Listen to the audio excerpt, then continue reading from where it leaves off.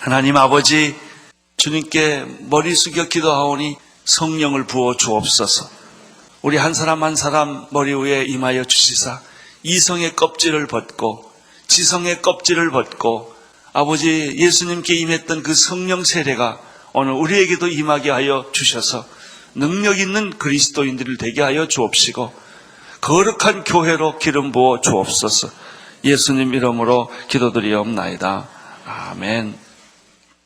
예수님의 생애와 사역에는 신비스러운, 우리가 이해하기 어려운 아주 신비스러운 일들이 많이 있습니다. 특별히 예수님의 29세와 30세의 차이입니다. 29세까지는 성경에 보면 어떤 특별한 기적과 능력과 말씀이 감추어져 있습니다. 그런데 30세가 되면서부터 예수님의 생애는 우리가 이 지상에서 볼 수 없었던 아주 초자연적인 놀라운 능력 있는 기적이 넘치는, 그리고 정말 천국 말씀을 듣는 같은 일들이 그 1년 사이에 일어났습니다. 무슨 이유일까? 어떤 분기점이 있었던 것 같습니다. 어떤 변화가 있었던 것 같습니다. 그것이 무엇일까? 예수님은 3년 동안 기적과 능력과 행사를, 초자연적인 능력을 많이 행하셨는데 그것이 그렇게 쉬운 일이 아니었습니다. 도중에 위기도 있었고 고난도 있었고 핍박도 있었고 시험도 있었습니다. 그런데 예수님은 십자가까지 어떻게 이 길을 계속해서 흔들림 없이 갈 수 있었을까? 왜냐하면 우리도 예수 좀 잘 믿어보려고 하는데 잘 믿어보려면 어려움이 많거든요. 그 비밀이 있습니다. 거기도. 또 한 가지, 십자가는 사실 마음만 먹으면 누구든지 질 수 있는 거예요. 죄인이 십자가를 지는 거고, 원래는 죄 없는 사람도 십자가는 질 수 있어요. 지려고만 마음 먹으면. 그냥 부활은 안 돼요. 십자가까지는 사람들이 다 이해를 한다고요. 그러나 부활은 이 지구 역사상 오직 한 분뿐이세요. 예수 그리스도예요. 그렇다면 십자가와 이 부활 사이의 비밀은 어떤 것일까?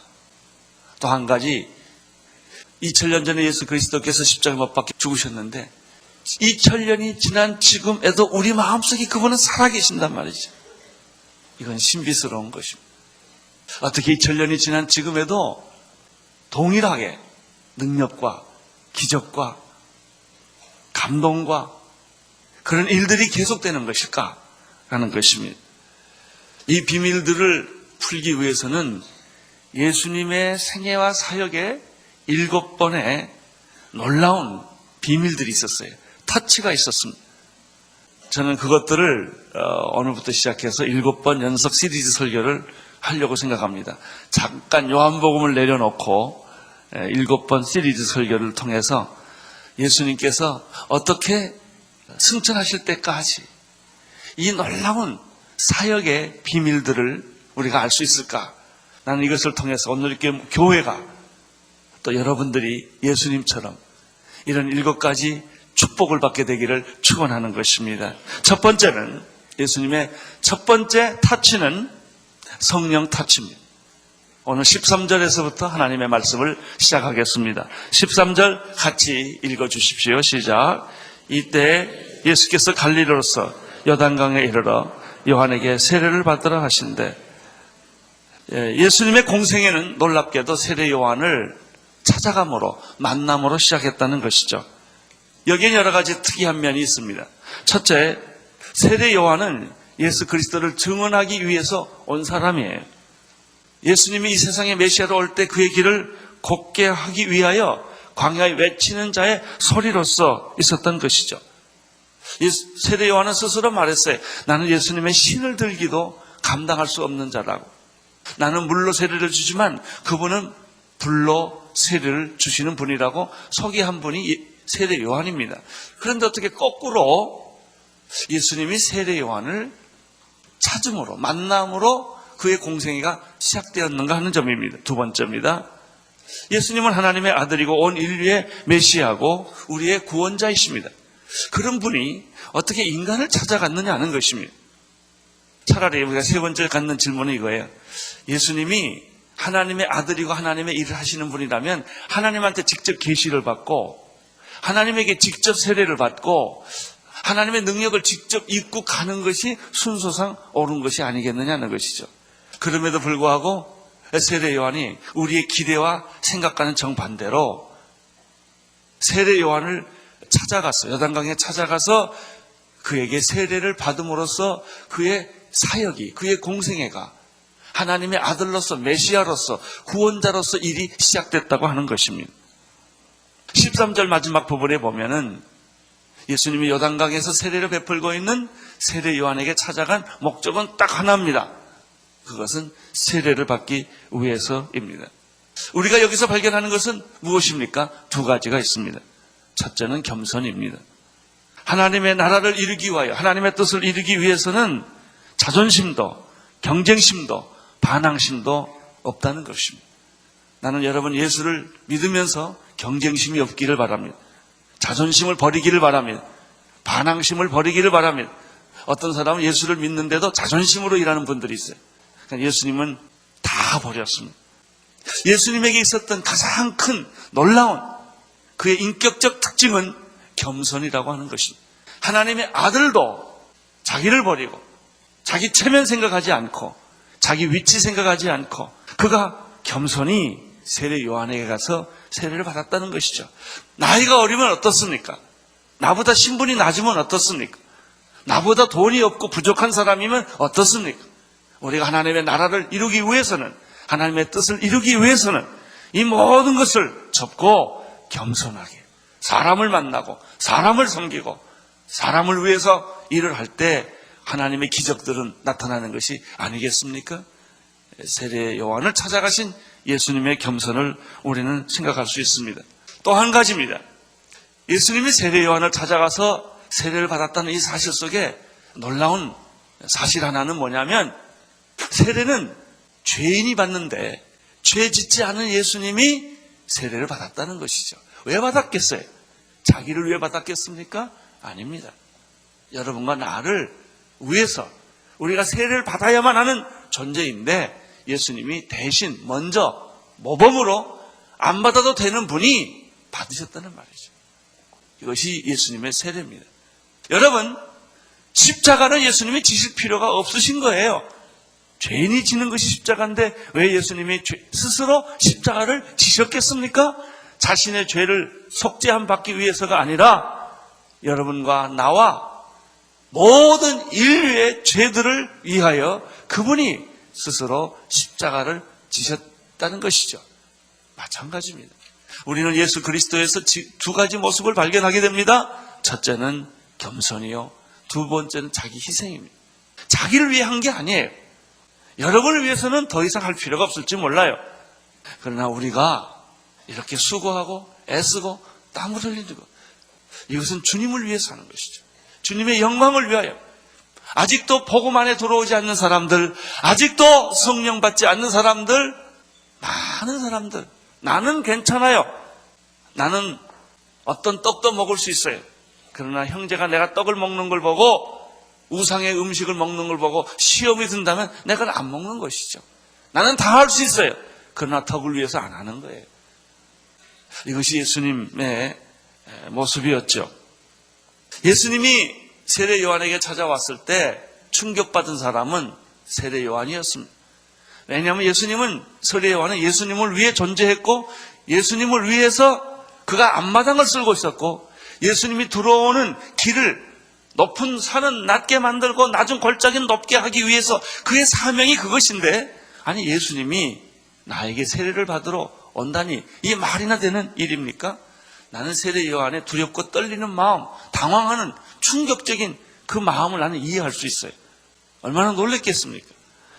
14절을 보십시오. 14절 시작.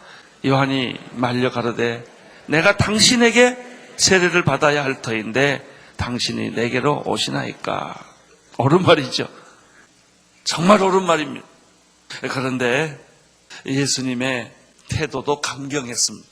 이렇게 극구 사양하는 세례 요한에게 예수님은 15절에서 이렇게 말씀하십니다. 15절 한번 계속 읽겠습니다. 시작. 예수께서 대답하여 가라사대 이제 허락하라.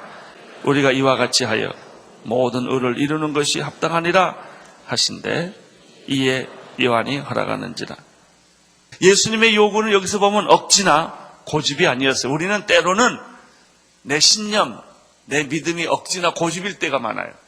안 해도 되는 거를 상처받아서 끝까지 하는 사람이 있어요. 내가 하고야 말리라. 그리고 해요. 그냥 뒤집어버리고 이런 걸 하죠. 예수님이 이렇게 주장한 것은 그런 게 아니었단 말이죠. 고집이나 억짐이나 자존심이 아니었단 말이죠. 온 인류를 구원하려는 예수님의 애정과 사랑과 헌신과 눈물이 있어요.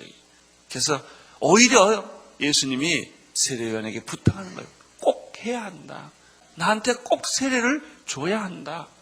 내가 이것을 통과해야 한다. 여러분, 높아지기 위해서 고집 부리기는 쉬워요. 낮아지기 위해서 고집 부리는 것은 쉽지가 않아요. 포기하기 위하여 고집 부리는 거 쉽지 않다고요. 예수님은 바로 그런 것을 하셨어요. 근데 영적으로 영특한 세례 요한은 예수님의 의도를 빨리 알아차리셨어요. 그리고 태도를 바꿉니다. 수락하기로, 허락하기로 결정. 진정한 겸손은 예수님에게 있어서는 세례 요한에게 찾아온 것이요. 세례 요한에게 있어서 겸손이란 예수님의 요구를 허락하는 것이요. 우리는 여기서 예수님의 겸손과 세례 요한의 겸손이 만나는 걸 알 수 있습니다. 예수님은 자기 자신을 낮추는 인간에게 세례를 받으신 하나님의 모습에서 진정한 겸손의 모습을 발견합니다. 예수님은 사랑하는 제자들의 발을 씻어줌으로써 선생으로서 주로서 겸손과 설선수범을 보았듯이 예수님의 겸손은 그런 것이에요. 그럼 세례 요한의 겸손은 무엇입니까? 예수님에게 세례를 주는 것이 겸손이었습니다. 여러분, 진정한 겸손이란 내가 하나님을 위해서 무엇을 하는 것이 아니라 하나님께서 내게 하시고자 하는 일을 두렵고 떨림으로 순종하는 거예요. 하나님 너한테 이런 일을 하고 싶은데 나 이건 못합니다. 그건 겸손이 아니요. 오만이지, 오만. 하나님이 무슨 일을 맡길 때 제가 두렵고 떨림으로 내가 이거 끝까지 할지는 내가 모르겠습니다. 순종하겠습니다. 이게 겸손입니다. 세례 요한에게 있어서 순종은 예수님에게 세례를 베풀겠다는 결정입니다. 자기가 인간으로서는 감당할 수 없는 일이지만 주님이 원하시면 내가 그 일을 하겠습니다 하는 것이죠. 드디어 예수님에게 세례를 베풀어 줍니다. 그것은 물세례였습니다. 오늘 영화에서 본 것은 침례. 그래서 우리 교회도 침례를 했으면 좋겠다는 생각을 늘 합니다. 여기다 침례탕 하나 파가지고 교회는 세례 공동체입니다. 진짜 교회는 이 침례, 세례를 받는 것이 중심이 돼야 돼요. 왜냐하면 너희는 가서 모든 족속으로 제자를 삼아 아버지와 아들과 성령의 이름으로 세례를 주라고 그랬거든요. 우리 교회가 지금 한 달에 한 번씩 세례 주는데 이것도 나는 못마땅해요. 매주일 세례 줬으면 좋겠어요. 매주일 와서 세례 받는, 물 세례뿐만 아니라 성령 세례가 이루어지는 축복이 나는 있기를 우리 교회에게 축원합니다. 오늘 이 자리에 세례 안 받으신 분들은 빨리 회개하고, 세례 안 받은 사람 내가 예수보다 낫다는 그 소리입니다. 자격이 있어 세례 받지 않습니다. 성경을 내가 한번 다 읽어야 되고 술, 담배 끊어야 세례 받는 거 아니에요. 예수 믿으면 세례 받는 거예요. 나는 그런 축복이 우리 교회에 아주 매주일 세례 받기를 바랍니다. 이번에 새벽 기도에 우리가 하는데 급히 한 40대 된 자매님이 날 찾아왔어. 내 방에 와서 울면서, 목사님, 내가 내일 독일로 떠나는데, 독일에서 오신 분이에요. 내가 세례를 안 받았습니다. 근데 교회에서는 자기가 세례 받은 줄 다 알고 집사도 주고 다 줬대요. 근데 이걸 고백할 수가 없대요. 그래서 근데 난 내일 떠나거든요. 그래요. 그래서 걱정하지 말라고 내 방으로 오시라고. 그래가지고 우리 목사님과 함께 어저께 세례 줬습니다. 할렐루야. 여러분, 예수님도 세례를 받았습니다. 두려워하지 말고 세례 받으십시오. 침례 받아도 괜찮습니다. 다 좋습니다. 드디어 예수님은 세례를 받고, 물 세례를 받고 물에서 나와셨습니다. 16절, 17절을 함께 읽도록 하겠습니다. 16절, 17절 시작. 예수께서 세례를 받으시고 곧 물에서 올라오실세 하늘이 열리고 하나님의 성령이 비둘기같이 내려 자기 위에 임하심을 보시더니 하늘로서 소리가 있어 말씀하시되 이는 내 사랑하는 아들이요 내 기뻐하는 자라. 세례를 받고 나신 예수님에게는 세 가지 영적 사건이 연속적으로 일어났습니다. 첫째는 하늘이 열렸습니다. 두 번째는 성령님께서 비둘기처럼 임하여 예수님 위에 머물러 있었습니다. 성령 세례는 한 번 지나가는 게 아닙니다. 임하면 계속 머물러 있는 것입니다. 그것이 불세례입니다. 세 번째는 하늘에서 음성이 들린 것입니다. 이 영적인 세 가지 사건이 일어남으로써 예수님의 공생애가 시작된다는 것입니다. 아주 기가 막힌 거예요. 나는 오늘 그런 축복이 우리 교회에 있기를 바라고 우리 민족에게도 그런 일이 있기를 바라고 우리 개인에게도 이러한 축복이 있게 되기를 축원하는 것입니다. 하늘이 열렸다라는 말은 무엇일까요? 하늘이 허락했다, 하늘과 통했다, 하나님의 뜻이 이루어졌다라는 의미를 내포하는 말입니다.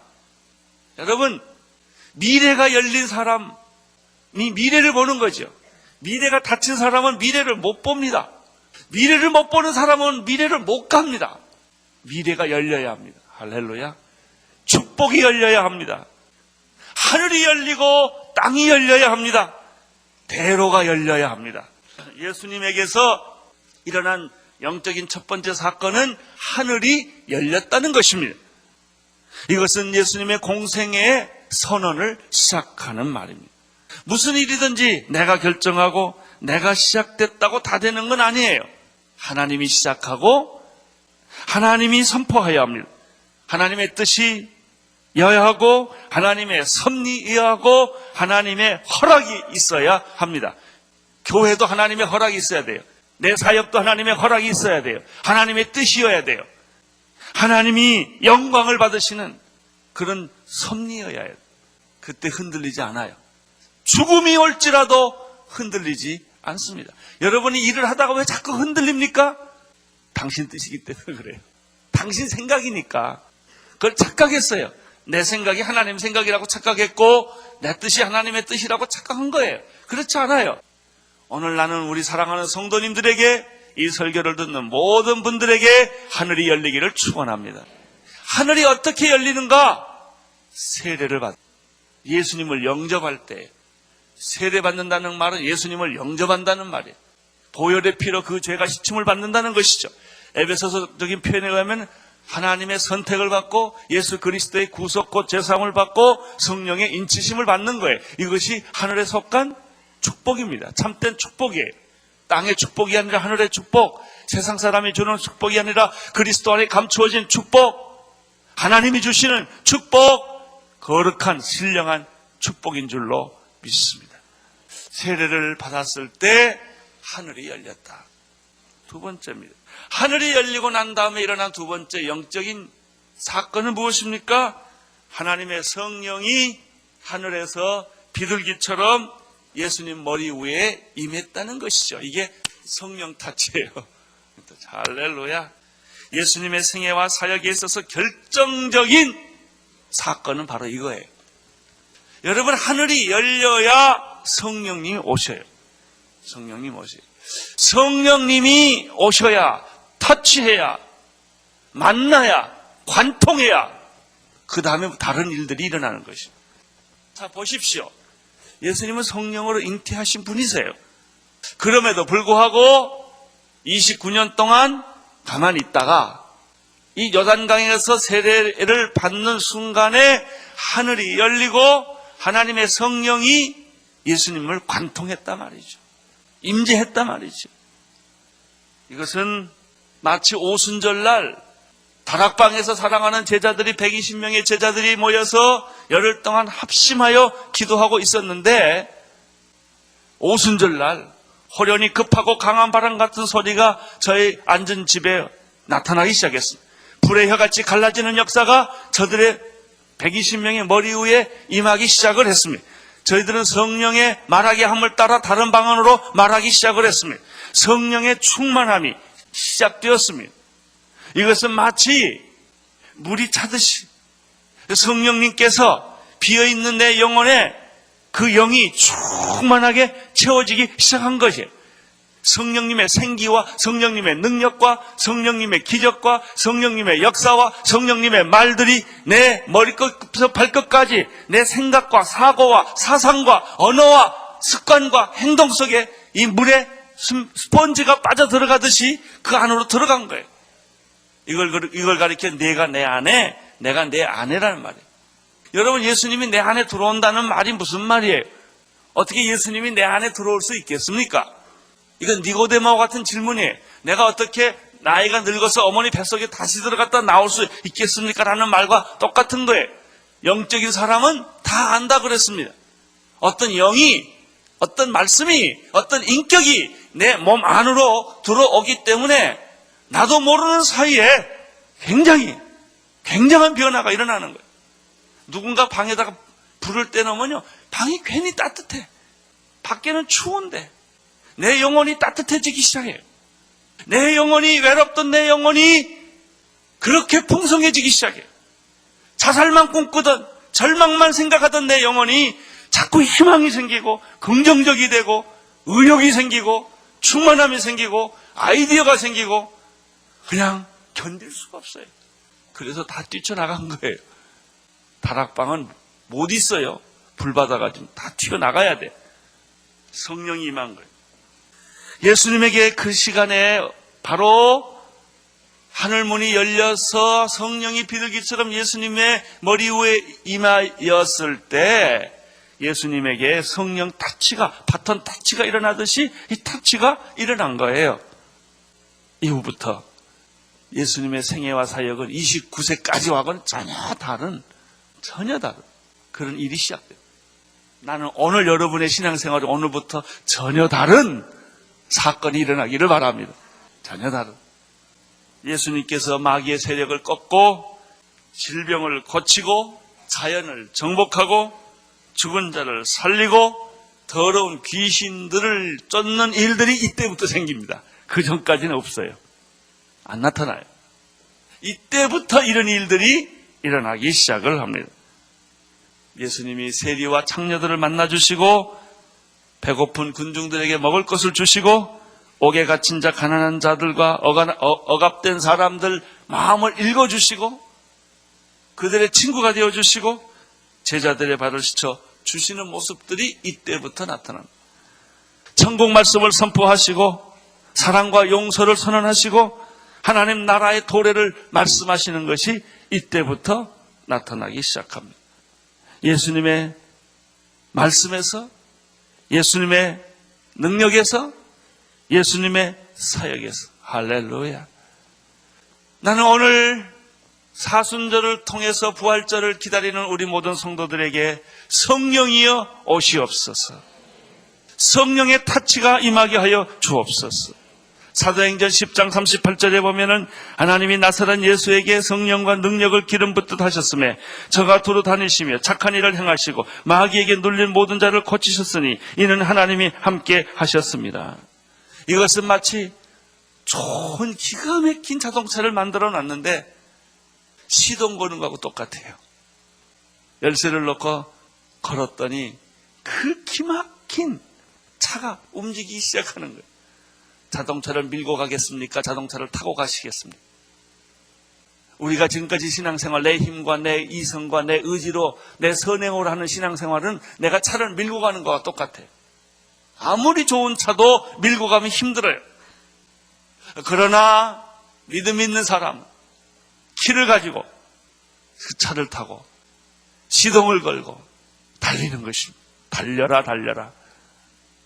거대한 기계가 움직이는 것 같고 잠수함이 수면에 뜨는 것 같아요. 저 개인적인 간증을 얘기를 해보면 저는 모태신앙이에요. 그리고 중등부, 고등부를 통해서 교회 생활 너무나 성실하게 열심히 했던 사람. 그러나 내가 예수님을 만난 것은 재수 때였어요. 대학에 들어갈 무렵에 CCC라는 학생단체를 통해서 성령 체험을 한 거예요. 그때 나는 살아있는 예수님. 과거에 내가 예수 안 믿었나요? 과거에 내가 전도 안 했나요? 과거에 봉사 안 했나요?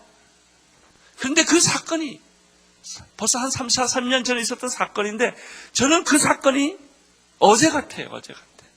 지금까지 내 가슴에 불을 하나님이 끄지 않으셨어요. 할렐루야.